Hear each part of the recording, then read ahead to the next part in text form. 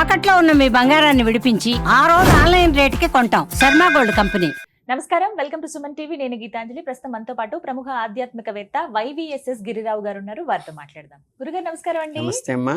ఎన్నో సమస్యలు, అందులో ప్రధానంగా ఆరోగ్య సమస్యల గురించి చెప్తారండి.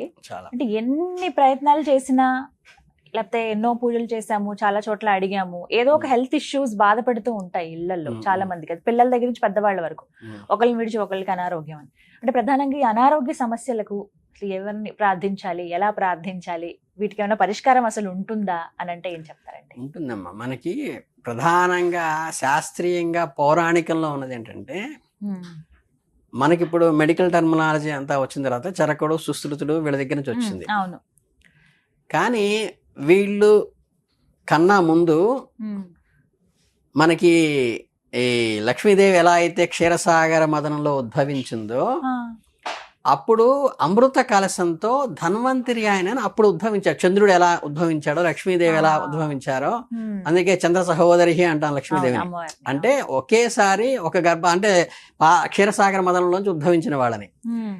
ఆయన్ని ఏమంటారంటే, ఇప్పుడు మనం చెరకుడిని సుస్తుడిని మనకి వైద్యుడు అంటాం, ఆయన దేవతలకే వైద్యుడు. అంటే దేవతలకే వైద్యం చేసి ఆయన ధన్వంతరి. కనుక అవతారం, విష్ణు అవతారం. అంటే ఏంటంటే మనకి దశావతారాలు వేరే ఉన్నాయి, 24 చతుర్వింశతి అవతారాలు వేరే ఉన్నాయి. చతుర్వింశతి అవతారాల్లో ధన్వంతరి వస్తాడు, వ్యాసుడు వస్తారు, వీళ్ళందరూ కూడా వస్తారు అందులో చతుర్వింశతి అవతారాలు. అందుకని విష్ణు అంశగా ఏర్పడినటువంటి ధన్వంతరిని మనం ఏం చేస్తాం, చరకుడు సుశ్రుడు మన ఫిజికల్ గా వైద్యం చేస్తారు వీళ్ళు ఇచ్చినటువంటి. ఆయన ఏంటి, ఆయన ప్రార్థించాలి. అంటే ధన్వంతరిని అనుష్ఠానం చేయాలి. అనుష్ఠానం ఏంటంటే, ధన్వంతరి మనకి పటాలు దొరికితే పెట్టుకుని, మామూలుగా మనకి మిగతా దేవతలకు ఎలా అయితే చేసుకుంటామో, ఆయనకి ధన్వంతరికి శ్రీ వాసుదేవాయ అని చెప్పి, ధన్వంతరి అంటే అమృత కలశహస్తాయ అంట. అంటే అమృతంతో కూడిన కలశహస్తం ఉంటుంది. అలాగేంటంటే మీకు అమాయ వినాశనం, ఏంటంటే ఏదైనా ఆపదలు కలిగేటువంటి దాని నుంచి వినాశనం కలుగుతుంది. త్రైలోక్యనాథాయ ధన్వంతరి నమః అని మంత్రం ఉంది. మీకు మామూలుగా యూట్యూబ్ మీకు గూగుల్లో కొడితే వస్తుంది ఆ మంత్రం. ఆ మంత్రాన్ని మనకి ఏ మంత్రాన్నైనా సరే 108 చేసుకోవటం శాస్త్రం. ఈ 108 ఎక్కడి నుంచి వస్తుందో మీకు తెలుసు. మనకి 27 నక్షత్రాలు ఉన్నాయి. 27 నక్షత్రాలకి ఒక్కో నక్షత్రానికి 4 పాదాలు ఉంటాయి. అంటే 27 × 4 108 పాదాలు. ఎవరు పుట్టినా ఈ 108 పాదాల్లోనే పుట్టి ఉంటారు. కాబట్టి 108 చేసుకున్నప్పుడు మనకి అష్టోత్తరం అని చెప్పి, ఆఖరికి మీరు ఏ స్తోత్రం అయినా సరే 108 సార్లు చేస్తారు. చేస్తే అది ప్రశస్తం అంటారు అన్నమాట. అందుకని చక్కగా ఆయనకి నమస్కారం చేసుకుని, ఇందులో ఏంటంటే సంకల్పమే ప్రధానం. మనం అమ్మవారి దగ్గరికి వెళ్ళి కానీ అయ్యవారి దగ్గరికి వెళ్ళని ఏ చేసినా సరే, నాకు అనారోగ్య నివారణకి నువ్వు చెయ్యి. అట్లాగే మీకు ఏదైనా దానాలు ఇచ్చేటప్పుడు గోవుకి కేజింబాతిగా సేలింబాతిగా అనేది పంతులు గారికి ఇవ్వాలి. గోవుకు పెట్టేటప్పుడు సేరింబాతిగాను కేజింబాతిగా పెట్టకూడదు.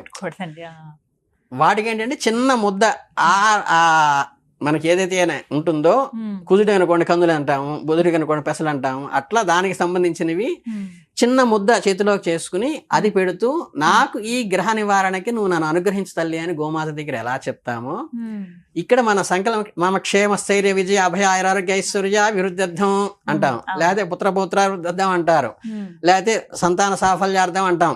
అలా ఏదైతే మనం చెప్తామో, మమకి ఆరోగ్యం కలిగించడం కోసం ధన్వంతరి నన్ను అనుగ్రహించు అని అడగాల అని రిక్వెస్ట్ చేసుకుని, ఆ సంకల్పంతో ఒకే సంకల్పంతో గనక ఒక్క 40 రోజులు కనుక ఒక మండలంగా, దానికి ప్రత్యేకమైన నిష్టలు నియమాలు మాలలు ఏం అక్కర్లా.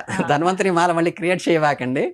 ధన్వంతరికి మీరు చక్కగా మండల రోజులు నిష్టగా శుచిగా చక్కగా ఆయన పటం పెట్టుకుని, ఆయనకి పంచోపచారాలు అంటే ఏం లేదు, మనకి నీరు నిప్పు నింగి నీలి నిసీది అంటారు సరే, ఈ గాలి అగ్ని వాయువు ఇవన్నీ ఏవైతే ఉంటావో, అంటే అగ్ని రూపకంగా మామూలు దీపారాధన, మామూలు అగరబత్తులు ఇవన్నీ చేస్తూ, మనకి ఇంట్లో మనకి సాత్వికమైన ఆహారం ఏదైతే ఉంటుందో ఆరోగ్యకరంది, అది మనం ఆహారంగా ఆయనకి నివేదన పెట్టుకోవడం. దానికి ప్రత్యేకమైన షోడశోపచార పూజ అయితే ఏమి లేదు, కానీ పంచోపచారాలు ఎవరికైనా సరే మనం మినిమంగా చేస్తాం కాబట్టి అలా చేసుకుని, ఆయన్ని కనుక నాకు ఆరోగ్యాన్ని ప్రసాదించు, అని కనిపిస్తే ధన్వంతరి అనుగ్రహం కలుగుతుంది. చాలా మందికి ఏంటంటే ఈ పటాలు పెట్టుకుని సపరేట్ గా ఇంత టైం అని కూర్చుని చేయాలి అంటే ఈ హడావిడి లైఫ్ లో ఒకవేళ అనారోగ్యంతో ఉన్నా లేకపోతే భర్త ఆరోగ్యం కోసం అని చెప్పి పెద్దవాళ్ళ ఆరోగ్యం అని పిల్లల ఆరోగ్యం కోసం అని చాలా మంది మహిళలు చేస్తుంటారు. అందులో అయితే అంటే నేను మళ్ళీ మీరు అందరూ ఫీల్ అవుతారేమో కానీ శాస్త్రీయంగా నేను చెప్పదలుచుకుంది ఏంటంటే ఎవరికి ఆకలిస్తే వాళ్ళు అన్నం తినాలి. అంతే. ఈవెన్ దో గ్రహ జపాలు కూడా గట్టిగా మాట్లాడితే వాళ్ళు ఆ ధాన్యం చేత్తో పట్టుకుని వీళ్ళకి ఒకవేళ మంత్రం నోరు తిరగకపోతే పంతులు గారు పెట్టి చేయిస్తుంటే పంతులు గారు ఇప్పుడు శనికి 19,000 చేయాలి, 19,000 చేసేదాకా అక్కడ కూర్చోవాలి. ఈయన కూడా స్నానం చేసి బట్ట కట్టుకుని. అర్థమైందా?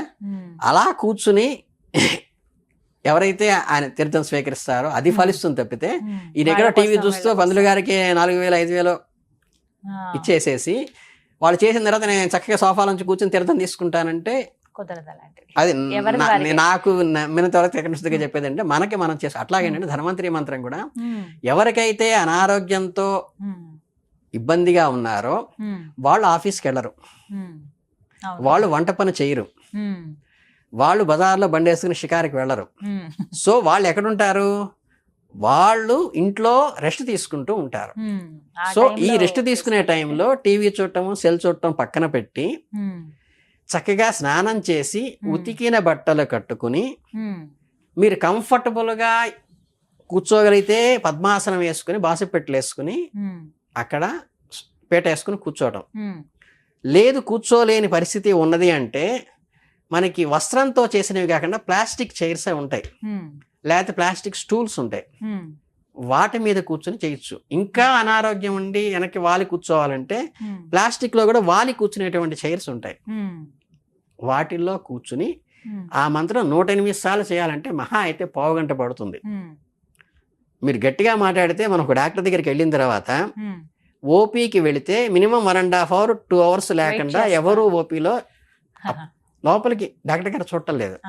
మీరు చక్కగా మనకి దేవతలకే వైద్యుడైనటువంటి మానవ వైద్యుడు కాదు, దేవతలకే వైద్యుడైన ఒక పావుగంట స్పేర్ చేయలేకపోతే ఎఫర్ట్ ఉండాలి కదా. అలాగే మీకు చాలా మందికి తెలియని విషయం ఏంటంటే ఈ ధన్వంతరితో పాటుగా చాలా మంది చాలా ఊళ్ళల్లో చూస్తుంటాను నేను ఈ విష్ణు సహస్రనామం లలితా సహస్రనామం ఆడవాళ్ళందరూ కూర్చుని రోజు చదువుతూ ఉంటారు గుళ్ళల్లో, ఏ గుళ్ళోకి వెళ్ళినా సరే. ఈ విష్ణు సహస్రనామంలో అద్భుతమైన మంత్రాలు ఉన్నాయి. విష్ణు సహస్రనామంలో బిషక్ అని ఒక మంత్రం ఉంది, అది అనారోగ్య నివారణకి పనిచేస్తుంది వైద్యుడు లాగా. అపరాజిత అంటారు, అది కూడా దానికి పనిచేస్తుంది. ప్రమోదన ఇది ఈ మంత్రాలు ఏంటంటే చేయిస్తే ఆఖరికి మా వాడు ఎంబీబీఎస్ సీట్ రాలేదంటారు. వైద్య అని ఒక మంత్రం ఉంది, దాన్ని గనక సంపుటీకరణ చేసి పారాయణ చేస్తే వీడికి మెడికల్ సీట్ వస్తుంది. సంపుటీకరణ అంటే లేదమ్మా, ఇప్పుడు మనం విశ్వం విష్ణుర్వషట్కారో భూత భవ్య భవత్ ప్రభు అని ఉందనుకోండి, అనుష్ఠ ఛందస్సులో ఉంటుంది అది. ఈ శ్లోకం మొత్తానికి 1వ నెంబర్ అని, తర్వాత శ్లోకాన్ని 2వ నెంబర్ అని లేస్తారు కదా.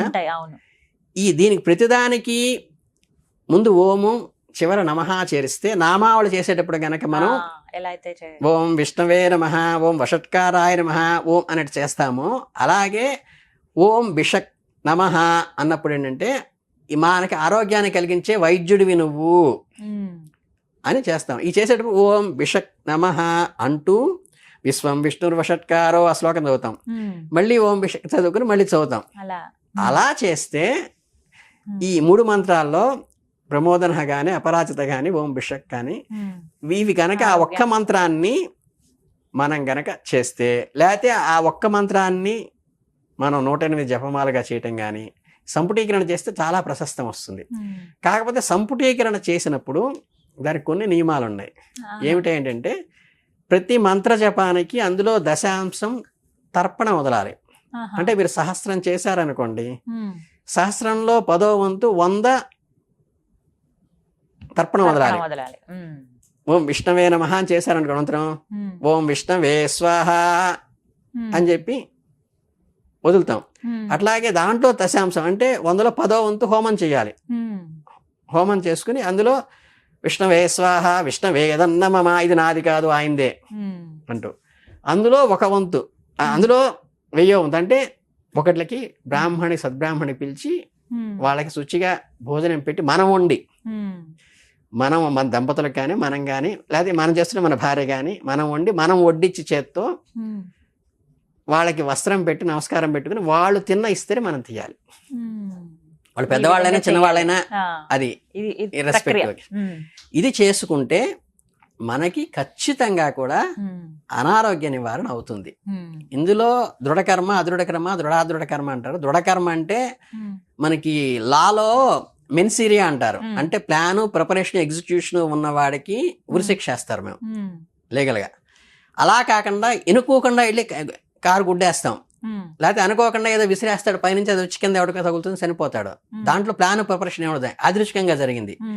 ఆయనకి 14 years వేయచ్చు, 7 years వేయచ్చు, 3 years కూడా వేసేయచ్చు మనిషి చనిపోయినా కానీ.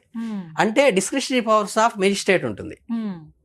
అంటే సెషన్స్ జడ్జి అంటే యాదృచ్ఛికంగా జరిగిందా, తను సంరక్షించుకోవడానికి జరిగిందా, వాడేదో రేపు చేయబోతుండే వీడు కత్తిపట్టి గొప్పకుని పొడి చేసిందా, ఇలా అని ఎలా ఉంటుందో ఇక్కడ కూడా ఏంటంటే మనం చేసేది దానికి తగ్గట్టుగా ఇవన్నీ చేసుకుంటూ సిస్టమేటిక్గా వస్తే మనకి అదృఢ కర్మ ఏదైతే ఉంటుందో తెలిసి తెలియనిగా చేసిన పొరపాట్లకు ఉండేటువంటి దోషం మాత్రమే అయిపోతుంది తప్పితే తెలిసి చేసిన దోషానికి వచ్చిన ఫలితానికి అది కర్మ అనుభవించాల్సింది ఎవరికైనా సరే. కృష్ణుడికి రాముడికే తప్పలేదు ఎవరికైనా. అలా కాకుండా తెలిసి తెలియకుండా చేసిన దోషాలకి ఈ గ్రహ జపాలు కానీ మంత్ర జపాలు కానీ అనుష్ఠానం కానీ చేసుకున్నప్పుడు ఈ దృఢాదృఢ కర్మ కానీ అదృఢ కర్మ కానీ కర్మ సిద్ధాంతంలో పూర్తిగా తొలగిపోతుంది.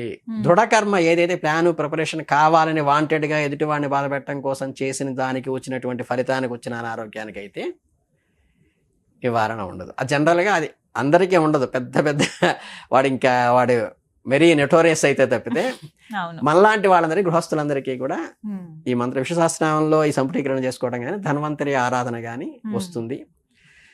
ఇంకా ఆరోగ్యం భాస్కరాదిత్య ఉన్నారు కదా, సూర్యాధనంలో కూడా బ్రహ్మాండంగా మనకి ఆయన విక్రమాదిత్య గారు అయితే సూర్యాస్తమయాన్ని చాలా బ్రహ్మాండంగా చెప్తారు దాని గురించి. కనుక ఏంటంటే అలా ఇవన్నీ శాస్త్రీయమైనవి. తెలిసి తెలియని రెమెడీస్ కంటే కూడా విశ్వశాస్త్రంలో ఉన్నది కానీ ధన్వంతరి కానీ శాస్త్రీయంగా చేసుకుంటే మనకి అన్ని దాదాపుగా అన్ని కూడా నివారణ అవుతాయి. మనం వేసుకున్నటువంటి మందు మనకి పనిచేస్తుంది అంటే పర్ఫెక్ట్ ఇమీడియట్ రిజల్ట్ వచ్చడానికి ఆస్కారం ఉంటుంది అని చెప్తుంది. చక్కగా వివరించారు. ధన్యవాదాలు గురుగారు.